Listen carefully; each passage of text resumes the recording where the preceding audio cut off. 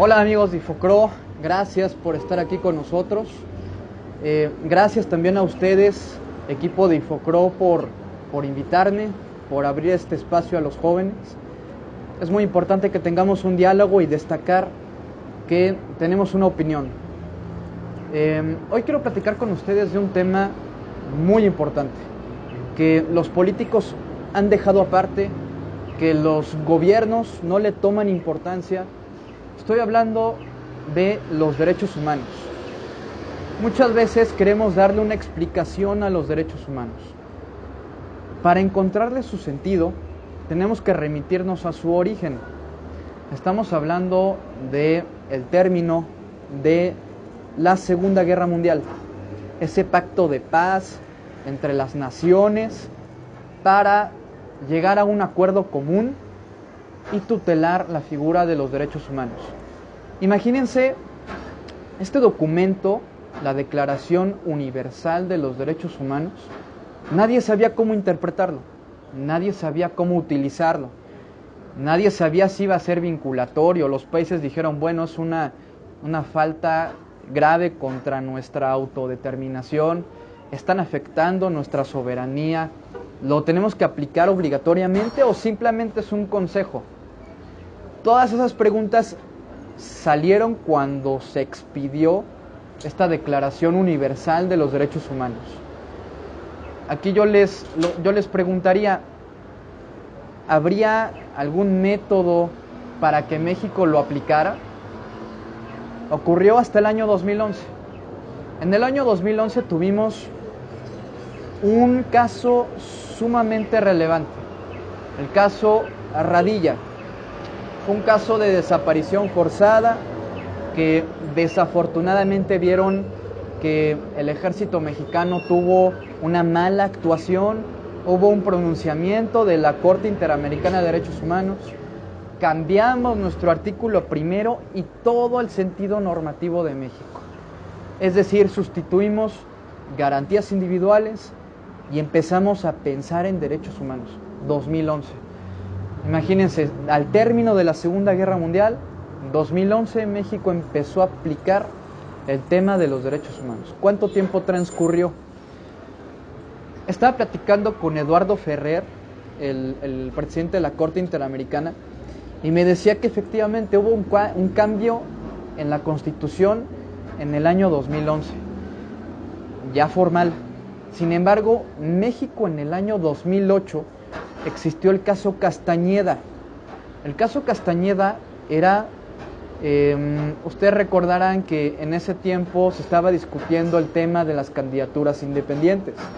Entonces, Jorge Castañeda buscaba ser candidato a la presidencia de la República, le niegan el acceso a la candidatura porque no estaba contenido un marco normativo para que pudiera participar de forma independiente.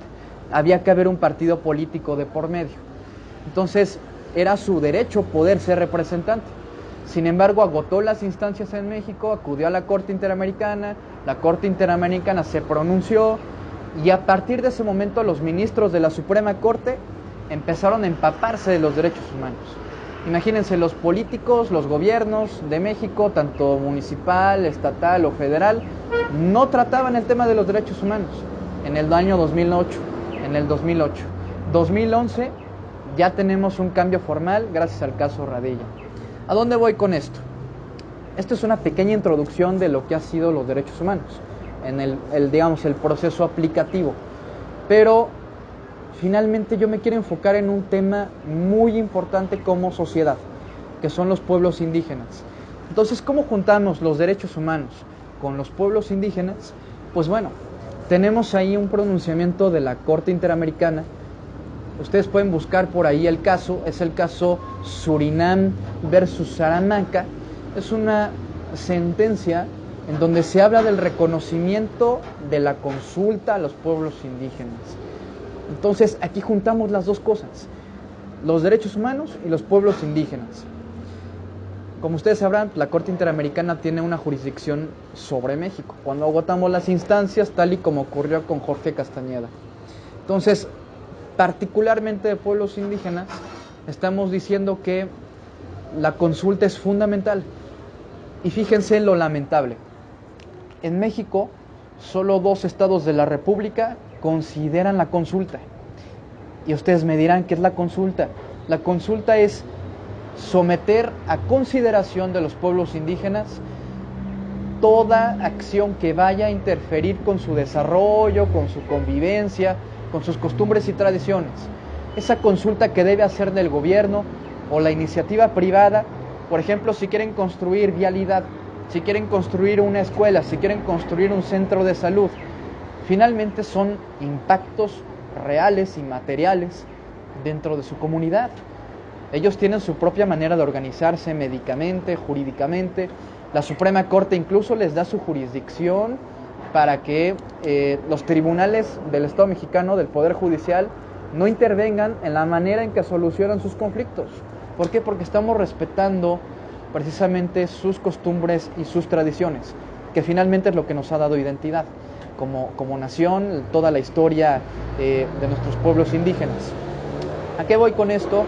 Que es lamentable que en el caso de Querétaro todavía no tengamos nada sobre la consulta. Exhorto en este caso a los legisladores a que podamos empezar a trabajar en este tema, porque es un grupo vulnerable que requiere total atención y que no los podemos excluir. Sí les damos un cierto espacio para que ellos determinen su forma de actuar, pero también tenemos que ser en este caso corresponsables, porque somos una misma sociedad, un mismo país y un mismo estado. Entonces, aquí el punto importante es que debemos consultarles a los pueblos indígenas, que los políticos y las autoridades deben empezar a tomar en cuenta este sector, que debemos participar, que debemos incluso aprender. Es lamentable que muchas veces personas extranjeras vengan a dar materias de idiomas, de lenguas indígenas, y nosotros como mexicanos no sabemos nada del tema. No sabemos ni siquiera cómo decir hola, cómo estás. Es más, ni siquiera conocemos en su totalidad todas las lenguas originarias que existe a lo largo de la República. Fíjense lo grave. Entonces, aquí lo importante es, la Corte Interamericana ya se pronunció, la Comisión Nacional de los Derechos Humanos ya exhortó, y los políticos y las autoridades no han tomado acción. Aquí lo importante es que podamos generar sinergia, tanto sociedad civil, estudiantes, jóvenes, en la implementación de políticas públicas y de acciones legislativas en favor de este grupo vulnerable. Ya conocimos toda la introducción que fue, en este caso, la Segunda Guerra Mundial, en este caso la Corte Interamericana, la Comisión Nacional de los Derechos Humanos, y ver de qué manera podemos hacer sinergia.